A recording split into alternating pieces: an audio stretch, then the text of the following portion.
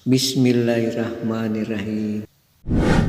Perlahan aku merasakan tengah terbaring di sebuah ranjang. Di sekujur tubuh terasa sakit dan berat. Perlahan aku membuka mata. Terlihat langit-langit berwajah putih bersih. Ada AC menempel di dinding. Hembusannya terasa semilir. Aku mencoba melihat ke arah kaki, dibalut gips, demikian pula kedua tanganku. Ada botol infus dan kantung darah tergantung di kiri dan kanan ranjang, dan selangnya ke arah tanganku. Aku melihat anakku di samping ranjang, menatap wajahku dengan sedih, dan ketika melihatku tersadar, terdengar ia memanggil istriku. "Amma, Teta sudah sadar." Aku mendengar suara kaki mendekat dan melihat istriku tersenyum sedih dan menyentuh dahiku. Aku berusaha tersenyum membalasnya. "Aku berada di mana?" tanyaku lirih. "Ada Ki di ruang ICU, Daeng. 2 hari Ki tidak sadar karena kecelakaan," jawab istriku pelan. Perlahan-lahan pikiranku menerawang. "Saudara Basu, sejak hari ini perusahaan memberhentikan saudara sebagai karyawan." Ketus manajer umum perusahaan di ruangannya sambil menyerahkan surat pemberhentianku. Sebenarnya aku ingin menolak menerima surat tersebut dengan alasan bahwa tuduhan penggelapan uang perusahaan adalah fitnah. Tapi manajer umum tidak menerima semua alasanku. Kantor tempat aku bekerja, sebuah perusahaan distributor obat-obatan, tiba-tiba melakukan pemutusan hubungan kerja terhadap diriku. Aku dituduh menggelapkan uang perusahaan cukup besar, sehingga konsekuensinya aku harus diberhentikan. Untungnya aku tidak diadukan ke polisi. Seandainya itu terjadi, semakin celakalah aku. Akhirnya aku meninggalkan kantor perusahaan itu dengan perasaan sedih, lunglai dan penuh kemarahan. Sedih memikirkan nasib keluargaku selanjutnya. Lunglai karena ketika aku meninggalkan perusahaan aku belum makan. Dan marah karena aku merasa dikhianati oleh salah seorang teman sesama karyawan di perusahaan itu. Manruddin, begitu nama bendahara perusahaan yang telah mengubur karirku. Sejak setahun terakhir, laporan keuangan diubah agar terjadi selisih pembayaran. Aku dianggap merekayasa laporan. Uang yang aku setor ke bagian keuangan dari hasil tagihan di daerah tidak sesuai dengan yang seharusnya. Dasar selisih itu dijadikan tuduhan aku memanipulasi keuangan dan menjadi alasan pula aku dipecat.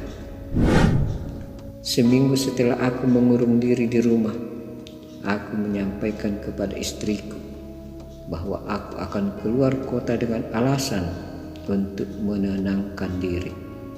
Padahal aku ke sebuah dusun kecil di sebelah timur Gunung Bawah Karaing untuk menyalurkan kemarahanku. Di dusun itu, aku mendengar ada seorang dukun yang biasa membantu orang yang mengalami kesulitan dalam menjalani hidup ini. Perjalananku menggunakan sepeda motor. Aku membutuhkan waktu 4 jam hingga sampai di dusun tersebut.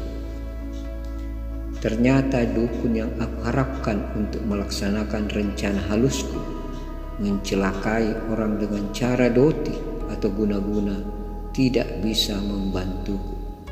Persyaratan yang ia minta tidak sanggup aku penuhi. Di samping berat, juga meminta bantuan makhluk dari dimensi lain. Akhirnya aku pulang dengan kecewa. namun aku mendapat pengetahuan tentang cara kerja Doti.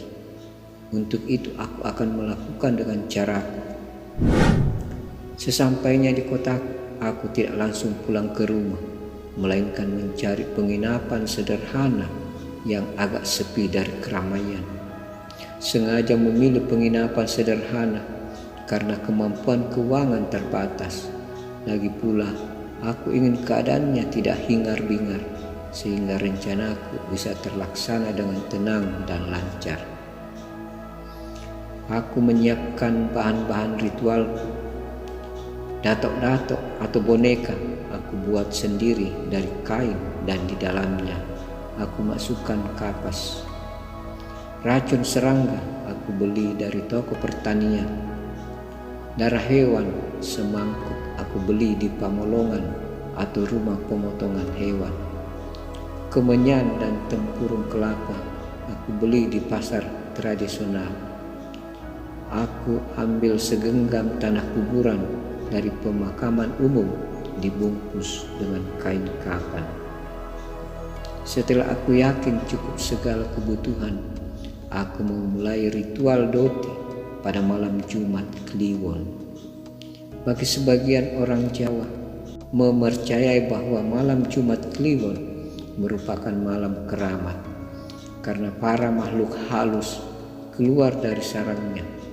Walaupun aku lakukan ritual di malam Jumat Kliwon, bukan berarti aku akan meminta bantuan makhluk halus. Aku sudah bertekad mengandalkan kemampuanku. Malam Jumat aku pilih untuk memperkuat keyakinanku. Aku menunggu sampai lewat tengah malam, karena di saat itu dimensi ruang dan waktu menipis dan cenderung melebur. Aku membakar kemenyan dalam tempurung kelapa. Bau harum khas kemenyan menyebarkan suasana magis. Datuk-datuk aku dudukkan sebagai simbol mandrupin. Aku siram dengan darah hewan bercampur dengan tanah kuburan. Selanjutnya racun serangga yang aku maknai sebagai racun sianida aku siramkan pula ke datuk-datuk sambil berkonsentrasi dengan menurunkan kesadaranku dari beta ke alfa, terus menurun sampai ke theta. Di kesadaran inilah aku melihat Mandrudin sedang duduk minum kopi di kantin kantor bersama beberapa orang. Tiba-tiba ia terjatuh dan tak sadarkan diri. Setelah 2 jam, aku terbenam dalam kesadaran alfa theta. Perlahan-lahan aku kembali ke kesadaran beta dan menyelesaikan ritual. Jam 11 siang aku terbangun di penginapan, dikejutkan suara dering telepon genggam. Aku melihat nama Arman, bekas teman kantor. "Halo," kataku. "Baso, kamu mungkin belum dengar. Mandrudin tadi dibawa ke rumah sakit dan menghembuskan napas terakhirnya di perjalanan. Ia mendadak sesak napas di kanton ketika sedang minum kopi.